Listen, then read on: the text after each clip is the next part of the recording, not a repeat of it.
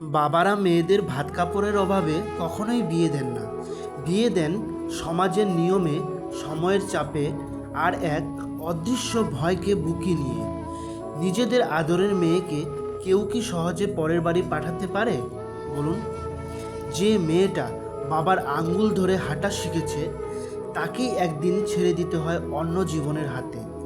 যদি বিয়ে দেওয়ার নিয়ম না থাকতো, হয়তো কোনো বাবা তার মেয়েকে খোঁটা শোনানোর ভয়ে দূরে পাঠাতো না, নিজের বুকের ভেতরেই সারা জীবন আগলে রাখতো।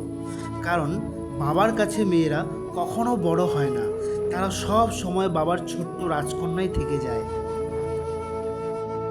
আর কথাই তো আছে, মেয়েরা সব সময় বাবার রাজকন্যাই হয়। আর আমার এই কথাগুলো যদি তোমাদের ভালো লেগে থাকে, তাহলে একটা লাইক, কমেন্ট আর ফলো করে পাশে থাকবেন।